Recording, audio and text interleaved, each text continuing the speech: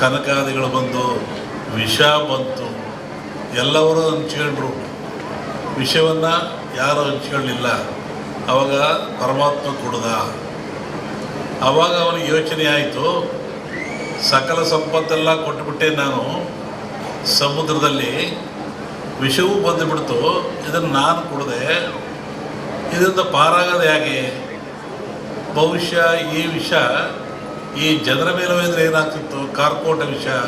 ಅದಕ್ಕೆ ಯೋಚನೆ ಮಾಡಿ ಈ ಧನ್ವಂತರಿಯನ್ನು ಕೊಟ್ಟ.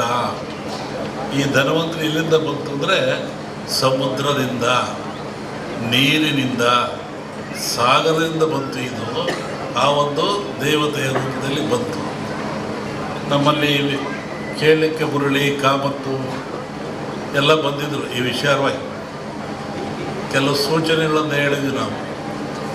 ನೀವು ಯಾಗ ಮಾಡುವಂಥ ಜಾಗದಲ್ಲಿ ವೃಕ್ಷ ಇರಬೇಕು, ಅಲ್ಲಿ ಒಂದು ಹುತ್ತ ಇರಬೇಕು, ಅಲ್ಲಿ ಒಂದು ಎಕ್ಕದ ಗಿಡ ಇರಬೇಕು, ಮತ್ತು ಸಮುದ್ರ ಪೂಜೆಯನ್ನು ಮಾಡಬೇಕು. ಯಾಕೆಂದರೆ ಮೂಲ ಸಮುದ್ರವೇ ಮೂಲ. ಇದಕ್ಕೆ ಗಿಡ, ವೃಕ್ಷ, ಬಳ್ಳಿ ಇದಕ್ಕೆಲ್ಲ ಸಮುದ್ರವೇ ಮೂಲ, ಅಲ್ಲಿಂದ ತರಬೇಕು.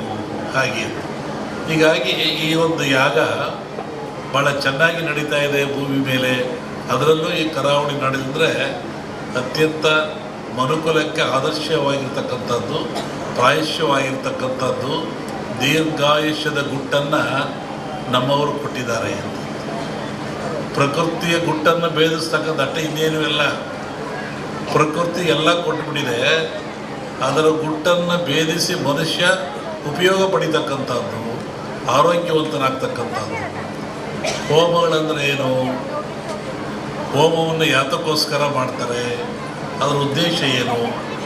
ಒಂದು ಕಲ್ಪನೆ ಆಧ್ಯಾತ್ಮಿಕ ಚಿಂತನೆ, ಮತ್ತೊಂದು ಕಲ್ಪನೆ ವೈಜ್ಞಾನಿಕವಾಗಿ ಚಿಂತನೆ. ನಾವು ಏನೇ ಮಾಡಿದರೂ, ಯಾವ ಕೆಲಸ ಮಾಡಿದ್ರು, ಯಾವ ಧರ್ಮ ಸಹಿತ ಅದು ವಿಜ್ಞಾನಕ್ಕೆ ಒಳಪಡಬೇಕು. ವಿಜ್ಞಾನಕ್ಕೆ ಒಳಪಡದೆ ಹೋದರೆ ಧರ್ಮ ಆಗಲ್ಲ, ಸತ್ಯ ಆಗಲ್ಲ, ನಂಬಿಕೆ ಆಗಲ್ಲ, ಅಜ್ಞಾನದ ಪರಮಾವಧಿ ಆಗ್ತದೆ ಅದು. ಹೋಮದಲ್ಲಿ ಏನಿರ್ತದೆ? ವನಸ್ಪತಿಗಳನ್ನು ಹಾಕ್ತಾರೆ, ಆಜ್ಯವನ್ನು ಹಾಕ್ತಾರೆ, ಅಗ್ನಿಯನ್ನು ಕೊಡ್ತಾರೆ. ಈ ಗಿಡಮೂಲಿಕೆಗಳು ಅಂತ ಹೇಳಿದ್ರು ನಾನು. ಈ ವನಸ್ಪತಿಗಳಿಂದ ಅಗ್ನಿಗೆ ಹಾಕಿ ಹೋಮ ಆಜ್ಯ ಸುರಿಯೋದ್ರಿಂದ ನಮ್ಮ ನಂಬಿಕೆ ಅಗ್ನಿ ದೇವತೆಗಳ ಮುಖ, ಅಲ್ಲಿ ಔಷಭಾಗ್ಯವನ್ನು ಕೊಡೋದ್ರಿಂದ ದೇವತೆಗಳಿಗೆ ತಲುಪ್ತದೆ. ಆವಾಗ ನಾಡು ಸಮೃದ್ಧಿಯಾಗಿರ್ತದೆ, ರೋಗ ರುಜಿನ ದೂರವಾಗ್ತದೆ. ಒಂದಾದರೆ ಅಗ್ನಿಯನ್ನು ಆರಾಧನೆ ಮಾಡಿದವರು ಯಾರು? ಇದು ಒಂದು ಪ್ರಶ್ನೆ. ಅಗ್ನಿಹೋತ್ರಿಗಳು ಅಂತಿದ್ದಾರೆ, ಅವರು ನಿತ್ಯವೂ ಅಗ್ನಿ ಆರಾಧನೆ ಮಾಡಿ ಪೂಜೆಗಳನ್ನು ಮಾಡ್ತಾರೆ. ಅದು ಒಗ್ಗದ ಭಾಗದಲ್ಲಿರಲಿ, ಜಗತ್ತಿನ ಯಾವ ಸಮಾಜ ಇರಲಿ, ಯಾವ ಜನ ಇರಲಿ, ಯಾವ ಕುಲ ಇರಲಿ, ಯಾವ ಪಂಥ ಇರಲಿ, ಅಗ್ನಿಯನ್ನು ಆರಾಧನೆ ಮಾಡದಿರೋರು ಯಾರು? ದೀಪ ಹಚ್ತೀರ ನೀವು ಮನೇಲಿ, ಅದೇನು? ಅಗ್ನಿ. ಅಡುಗೆ ಮಾಡ್ತೀರ ನೀವು ಮನೇಲಿ, ಸ್ಟವ್ವ ಬೆಂಕಿಯೋ ಹಚ್ತೀರ ನೀವು, ಅದೇನು? ಅಗ್ನಿ. ನಾವು ನಿತ್ಯ ಬಾಳಲಿಕ್ಕಾಗಿ, ಬದುಕಲಿಕ್ಕಾಗಿ ಆಹಾರ ತಯಾರು ಮಾಡ್ತೀವಲ್ಲ, ಅದು ಯಾವುದು? ಅಗ್ನಿಯ ಮುಖಾಂತರ. ಹಾಗೆ ಅಗ್ನಿ ಜಗತ್ತಿನ ಚರಾಚರಕ್ಕೆ, ಮನುಕುಲಕ್ಕೆ ಆದರ್ಶ, ಅವಶ್ಯಕ. ಅಗ್ನಿಯಿಂದ ಯಾವುದೂ ಇಲ್ಲ. ಧಾರ್ಮಿಕವನಾಗಿ ಅಗ್ನಿಗೆ ಭವಿಷ್ಯವನ್ನು ಕೊಡ್ತೀವಿ ಅಂತ ಹೇಳೋದು ಬಂದಾದರೆ ಅದನ್ನು ವಿರೋಧ ಮಾಡೋದು ಒಳ್ಳೆತನ ಅಲ್ಲ. ಯಾಕೆ ವಿರೋಧ ಹೇಳಿದ್ರೆ, ಅಗ್ನಿಯೇ ಆಧಾರ ನಮಗೆ. ಅನ್ನ ಮಾಡಲಿಕ್ಕೆ, ಚಹಾ ಕುಡಿಲಿಕ್ಕೆ, ಒಂದು ರೊಟ್ಟಿ ಮಾಡಿಕೊಳ್ಳಲಿಕ್ಕೆ ಏನು ತಿನ್ನೋಕ್ಕೆ ಅಗ್ನಿ ಬೇಕು. ಅಗ್ನಿ ದೈವೋ ಭವ. ವೈಜ್ಞಾನಿಕೂ ಅಗ್ನಿ ನಮಗೆ ಬೇಕಾಗ್ತಾನೆ. ಆನಂತರ ಕಟ್ಟಿಗೆಗಳು, ಎಕ್ಕ, ಮಾವು, ಮುತ್ತುಗ ಇವೆಲ್ಲ ಬರ್ತವೆ. ಒಂದೊಂದು ಗಿಡದಲ್ಲಿ ಒಂದೊಂದು ಶಕ್ತಿ ಇರ್ತದೆ, ಒಂದೊಂದು ಫಲವನ್ನು ಕೊಡ್ತವೆ. ಕಾಡಿನಲ್ಲಿ ಋಷಿಗಳು ಆಶ್ರಮದಲ್ಲಿ ಯಜ್ಞವನ್ನು ಮಾಡ್ತಾಯಿದ್ರು, ಹೋಮವನ್ನು ಮಾಡ್ತಾಯಿದ್ರು. ಅಂದರೆ ಆ ಧೂಮದಿಂದ, ಆ ಹೊಗೆಯಿಂದ ಪರಿಸರ ಶುದ್ಧವಾಗ್ತಾ ಇತ್ತು. ಮತ್ತೊಂದು ಒಳ್ಳೆ ಮಳೆ ಬೆಳೆಗಳು ಬರ್ತಾ ಇತ್ತು. ಕ್ರೂರವಾದ ಪ್ರಾಣಿಗಳು ಕಾಡಿನಾಗ ಯಾರು ಇರ್ತಾರೆ? ಕ್ರೂರವಾದ ಪ್ರಾಣಿಗಳಿರ್ತವೆ. ಆ ಪ್ರಾಣಿಗಳು ಸಹಿತ ಮನುಷ್ಯನನ್ನು ಹಿಂಸೆ ಮಾಡಲ್ಲ.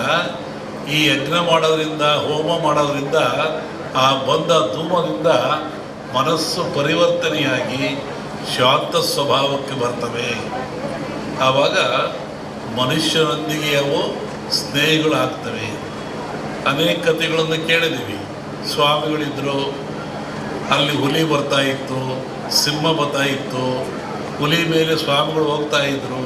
ಅಂದರೆ ಯಜ್ಞ ಯಾಗಾದಿಗಳ ಫಲದಿಂದ ಬರುವಂಥ ಹೋಮಾದಿಗಳ ಧೂಮದಿಂದ ಅವು ಮನಃಶಾಂತಿ ಆಗ್ತಾ ಇತ್ತು, ಕ್ರೂರತ್ವವನ್ನು ಕಳ್ಕೊಳ್ತಾ ಇದ್ದು ಒಂದು ಚಿಂತನೆ ಇದೆ.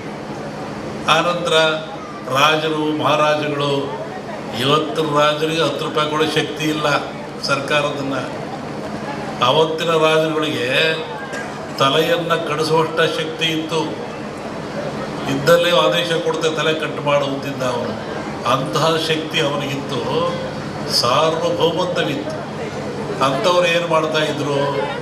ನಾರ್ಮುಡಿಯಲ್ಲಿ, ಬರಿಗಾಲಿನಲ್ಲಿ ಕಾಡಿಗೆ ಹೋಗಿ, ಆಶ್ರಮಕ್ಕೆ ಹೋಗಿ, ಋಷಿಗಳ ಮುನಿಗಳಿಗೆ ಶಿರವಾಗಿ ಆ ಅಗ್ನಿ ಹೋಮದಲ್ಲಿ ಪಾಲ್ಗೊಂಡು ಸುಭಿಕ್ಷೆಯನ್ನು ಬೇಡ್ತಾ ಇದ್ದರು, ನಾಡಿನ ಸುಖವನ್ನು ಬೇಡ್ತಾ ಇದ್ದರು, ಆಶೀರ್ವಾದ ತಗೊಂಡು ಬರ್ತಾಯಿದ್ರು. ಅಂದರೆ ಈ ಹೋಮಗಳು ಆಧ್ಯಾತ್ಮಿಕವಾಗಿ ಹೌದು, ನಾಡಿಗೆ ಮಳೆ ಬೆಳೆ ರೋಗ ರುಜಿನಗಳನ್ನು ದೂರ ಮಾಡುವಂಥ, ಆಯುಷ್ಯವನ್ನು ಕೊಡುವಂಥ ಶಕ್ತಿ ಹೌದು.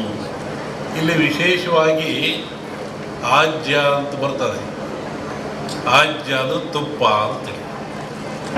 ನಾನು ಬೆಳಿಗ್ಗೆ ಆಗಲೇ ಹೇಳ್ತಾ ಇದ್ದೆ, ನಮ್ಮ ಹತ್ರ ಬಂದಾಗ ಯಾವುದನ್ನು ಆಜ್ಯ ಅಂತ ಕರಿತೀವಿ, ಆಜ್ಯದ ಮಹತ್ವವೇನು?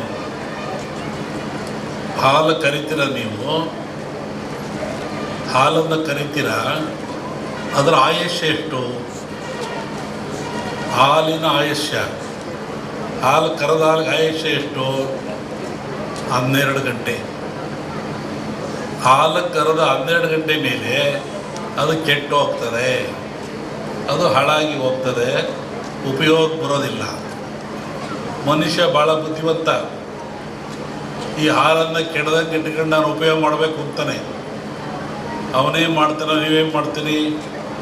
ಬೆಂಕಿ ಹಾಕ್ತೀರಾ, ಅಂದರೆ ಹಾಲನ್ನು ಕಾಸ್ತೀರಾ. ಹಾಲನ್ನು ಕಾಸ್ತೀರಾ, ಕೆಂಪು ಕಾದ ಮೇಲೆ ಆರಿಸಿ ಅದಕ್ಕೆ ಹೆಪ್ಪು ಹಾಕ್ತೀರಾ.